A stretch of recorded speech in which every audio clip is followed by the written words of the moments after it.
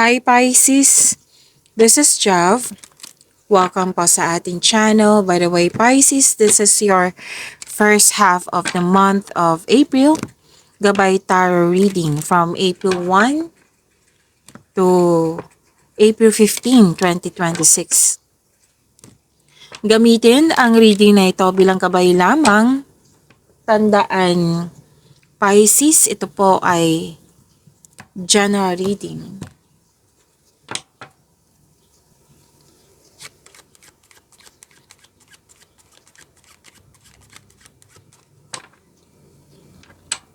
Mga parating po para kay Pisces.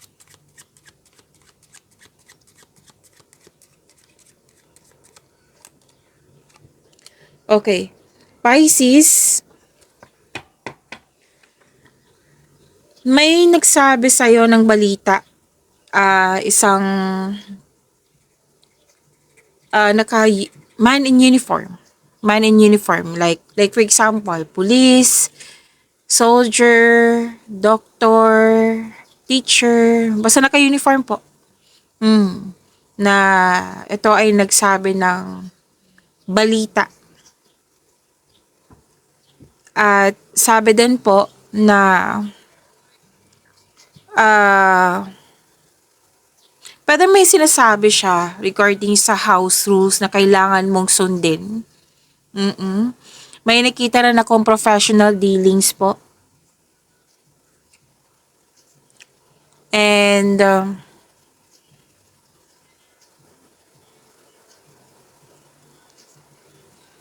okay, so may malalaman kayong sekreto.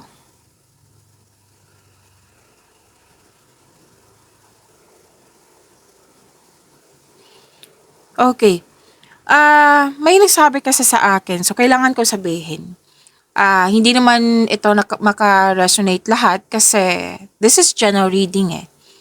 Oo, may ano dito, it might be some of you nasa Middle East na naka-experience ng restriction. Like, kailangan may rules sila para din na yun nga, naapektuhan sa war. Like, may mga kailangan sundin, may mga limitation na yes, kasi may nakita kong conflict dito which is yung war. Okay?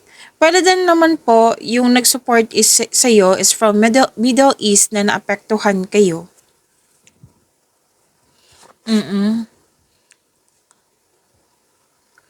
Na pwede din na may nagsabi sa akin ngayon na may energy na may mga comment ka regarding sa war, sa conflict, sa public force, sa physical force, sa mga men in uniform, yan. At actually may advice ang card dito sa mga single na may tao na posibleng man in uniform din ito na lalaki to So, yung advice nito is para sa mga babae na single. Na he will love you, pero may plano siyang iwan ka. Playboy po itong taong ito. Sabi ng card yan ha. So, sabi ng card, kung hindi mo pa siya nakilala or nakilala mo na siya, maging maingat. Maging maingat na lang po. Okay? At investigate. Investigate para fair sa iyo. Kilalanin ng mabuti. Para din na-provoke ka kasi you are preparing to do battle over an issue. Yan.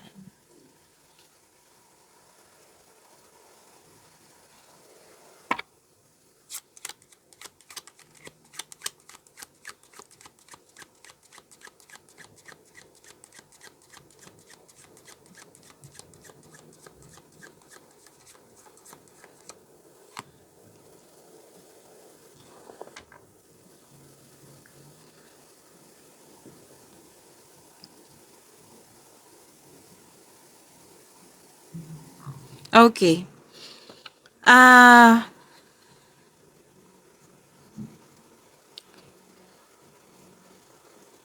may nais ka, may craving, may longing, may nais ka, wishful thinking. So, sinabi ng card dito, kasi nakikita ko dito nagkaroon ng wishful thinking kasi alam mong imposible pa sa'yo. Kumbaga, pwedeng something that is out of your control. At ang sabi ng card, na itong nais mo, pwede mo siyang ma-manifest. Basta magkaroon lang po ng clear intention. Magkaroon lang po ng positive thoughts para ito yung ma-manifest mo. Siyempre, kasama na yung hard work, diba? Kung ito ay isang bagay or ito ay isang goal, pangarap sa buhay, kailangan din yan ng hard work para ma-manifest nyo po ito. Pero kung hinihintay nyo to, kailangan po na habaan ng pasensya. So, may nakita ka talaga akong dito na kontra. It might be na, yung sinabi ko kanina na, imposible pa sa ngayon, kaya nag-wishful thinking ka, na gustong-gusto mo, nais. So, sinabi ng card dito, habaan ng pasensya, kailangan ng paghintay at magtiwala. Siyempre, remain nyo po yung positive thoughts at clear intention. So, malalim ang iniisip ni Pisces. Oo. Pansin ko sa dalawang card mo, malalim ang iniisip. Ang iniisip mo more on like about sa conflict na paano mo ayusin, which is good, 'di ba? Kung nag-iisip ka kasi kung paano mo siya ayusin. Hindi mo siya hinayaan like okay, may conflict. Andiyan lang. So ang nakikita ko kasi dito, bibigyan mo siya na pinag-isipan mo kung paano siya ayusin.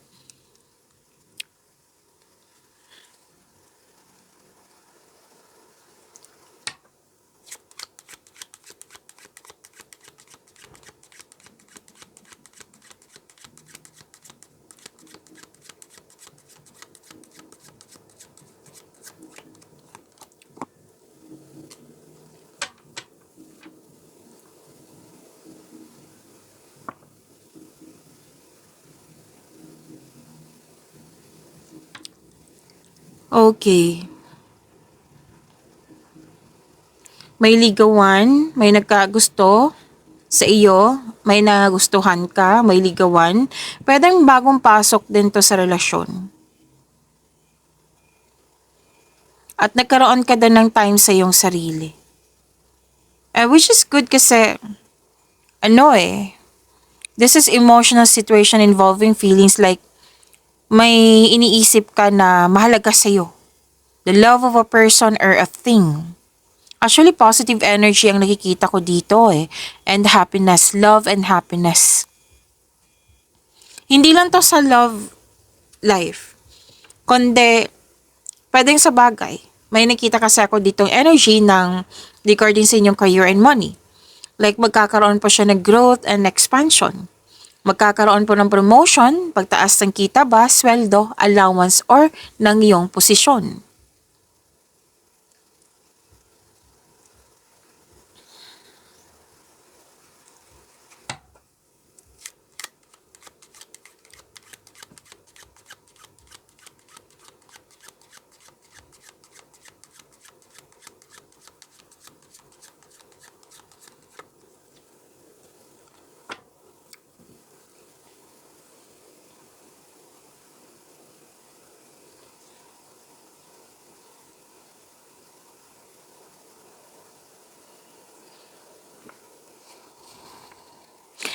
May advice ang card niyo po na kung gagawa po kayo ng desisyon, kailangan pag-isipan ng mabuti. Like, ano yung mga possible consequences niya kung ito yung desisyon mo? Magkakause ba to ng problem?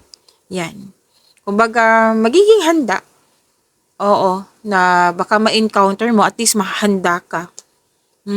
At least, pag-isipan mo siya ng mabuti kung kailangan bang itong desisyon mo, kailangan bang bigyan ng action, ito ba yung pipiliin mo? Yan. So, meaning to say, sinabi ng card, pag-isipan mo ng mabuti. Okay? Kasi kung magpabaya po daw kayo, magkakaroon po siya ng failure or loss. Loss of things. Yan. So, huwag kayong magpabaya sa paggawa ng desisyon.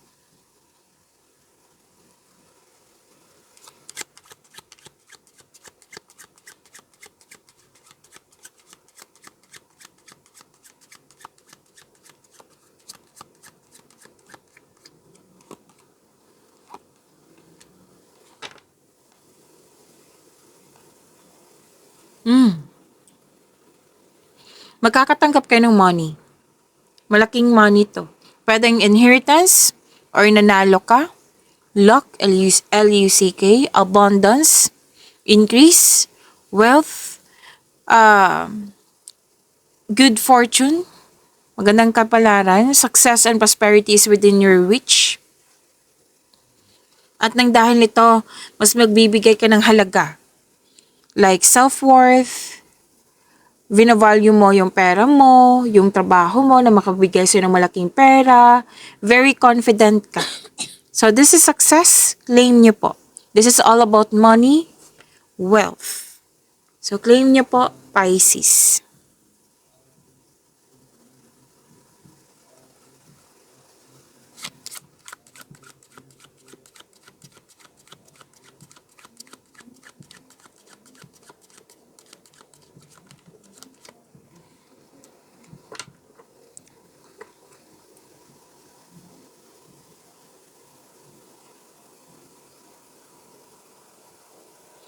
Okay.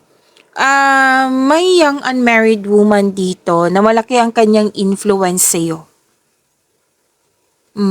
Malaki ang kanyang influence ngayong first half of the month.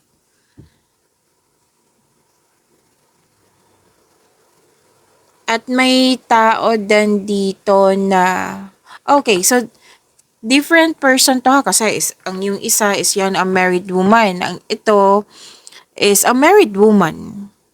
Yan. Na itong young unmarried woman, married woman, nag-uusap kayo. Pwede din po na may concern regarding sa isang married woman na nagkaroon kayo ng unresolved issues. Yung nagkaroon kayo ng loss of connection. Ano to this is about past, so nagkikwento to sa'yo. Nagkikwentuhan kayo, tapos naalala mo. Yan. Pisces. Kuha tayong message para sa iyo, Pisces, ngayong April 1 to 15, 2026.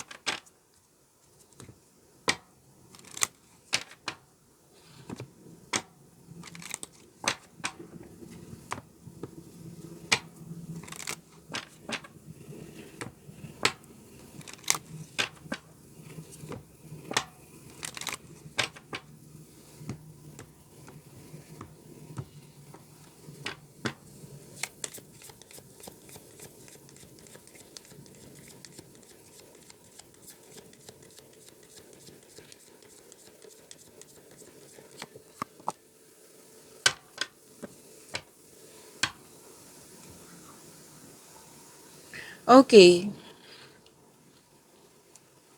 Sabi po dito, a personal issue reaches resolution.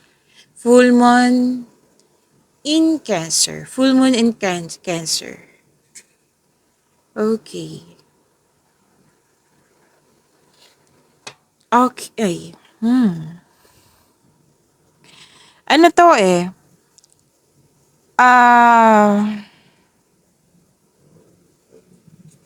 resolution of private matters. Like,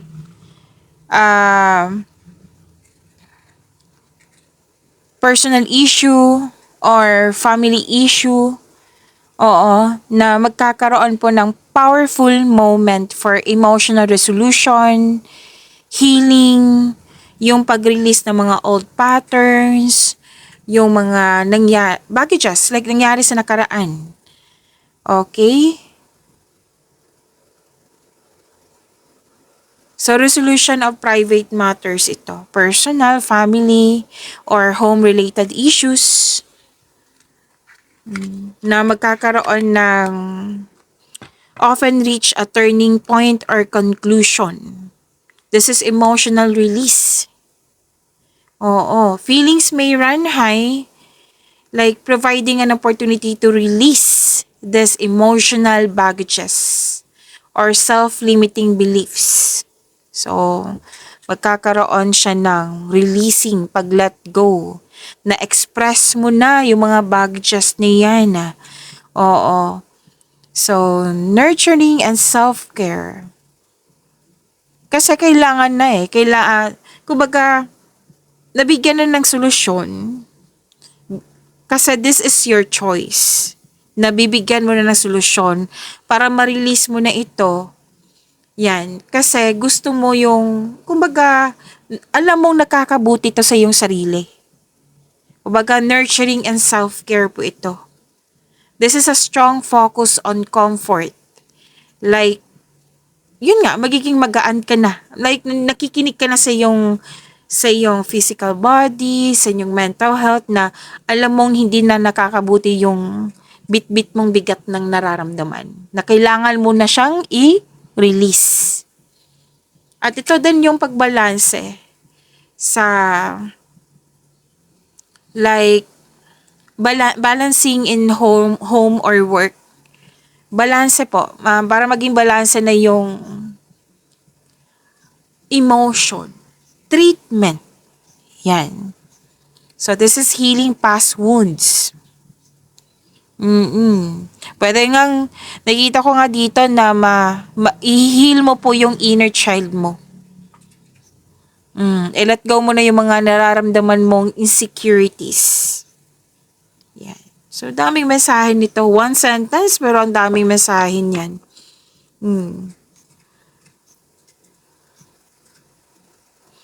Okay, so yan po. A personal issue reaches resolution. At least okay na, na-release na ito. Nabigyan na ng solusyon, may sagot na.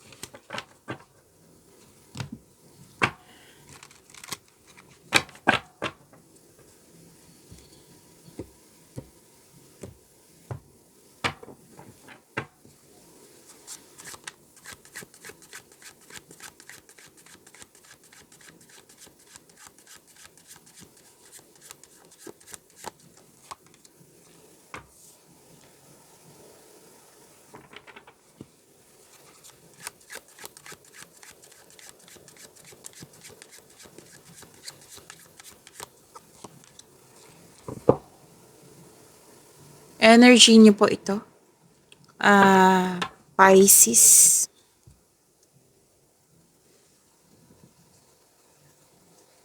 So baka may na-confuse sa inyo ha, yung sinabi kong Cancer, hindi po Cancer yung reading na ito, Pisces po ito. Sinabi ko lang yung full moon in Cancer. So ipakita ko lang. Okay? So this reading is para kay Pisces. Baka naguluhan yung iba dyan sa mga, most likely mga bago dyan na kailangan i-guide pa.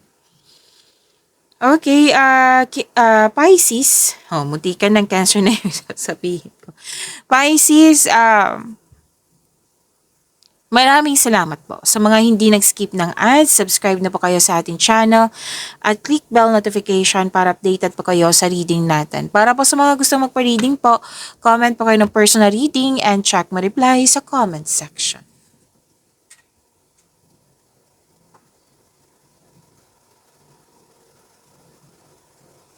Okay, may hustisya. Ang ganda nito. May hustisya na parating sa'yo. And ito yung sinabi kanina na magkakaroon ng balanse. Ito po, magkakaroon ng balanse kasi may hustisya na po. This is cause and effect. May clarity. Balance po ito. Ito din, balance. Truth. Yan. Hustisya na parating sa iyo. So this card asks you to use your logic and remain objective. Dahil ito ay nakatulong na ma-uncover mo ang katotohanan sa isang sitwasyon. Kung may legal concerned kayo, mananalo po kayo, mare-resolve na. May nakita na akong signing of contract po dito. So this card advise you na stay true to yourself and act with integrity. Excuse me po. Have faith na ang imbalance sa sitwasyon are now working out in your favor. Kumbaga, kung hindi man pabor sa'yo noon, ngayon magiging pabor na sa'yo. So, kailangan kong inom na tubig. Saglit lang po.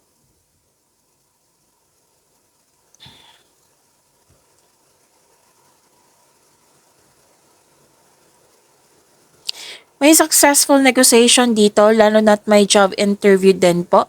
Magkakaroon po ng success at magkakaroon din ng balanse at improvement sa inyong kaperahan.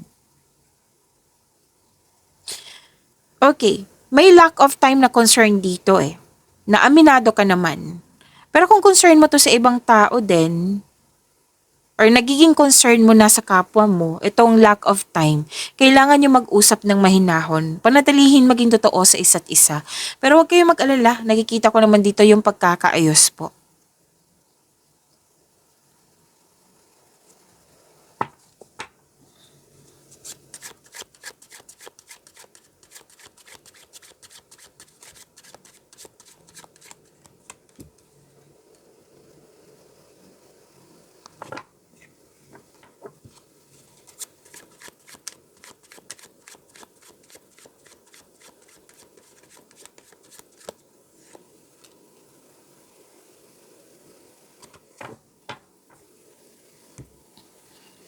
Sa career and money nyo po, Pisces.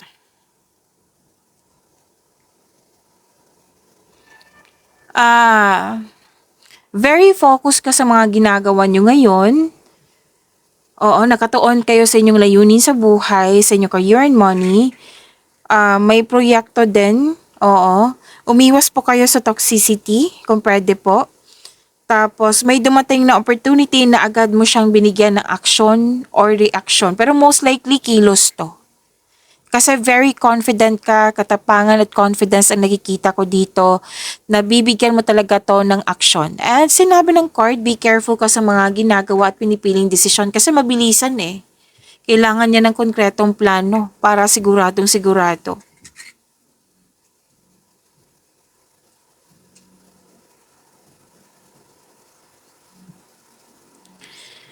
May plano kayo ng pamilya mo na magkaroon ng family business or full support yung family mo sa iyong plano na magkaroon ng negosyo or change career.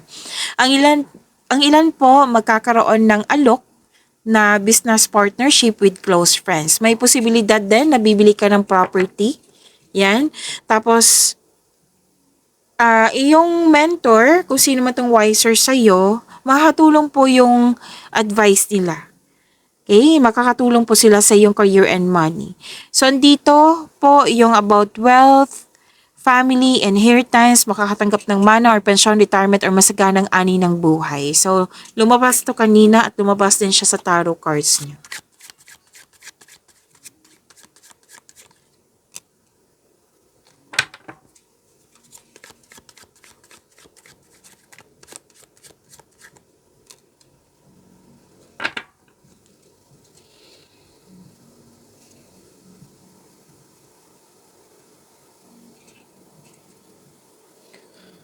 Pisces, maraming salamat po sa mga hindi nag-skip ng ads. Subscribe na po kayo sa ating channel at click bell notification para updated po kayo sa reading natin. Para po sa mga gusto magpa-reading po, what I meant is, panoorin nyo po yung 3 video reading nyo tungkol sa Abril. Oo. Yung isang reading is about 3 months from now, April, May, June.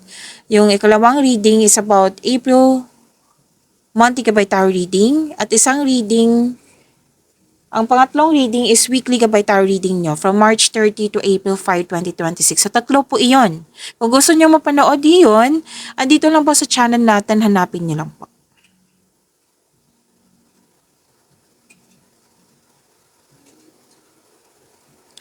Okay, so love life, self-love, partnership, and romance. Sa mga single dito, some of you nag-decide po na ayaw nyo munang magkaroon ng relasyon. gusto nyo mag-focus muna sa inyong sarili. Yung mag-evaluate yung priorities nyo sa buhay. Mag-focus kayo sa inyong sarili. Para sa mga marelasyon sa buhay mag-asawa, nakita ko dito pagod or stress na dahil sa hindi nagkaroon ng pagkakaunawaan.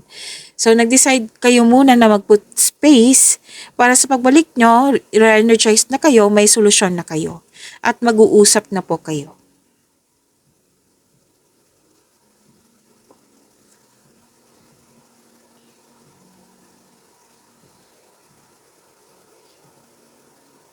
Ganun pa rin eh.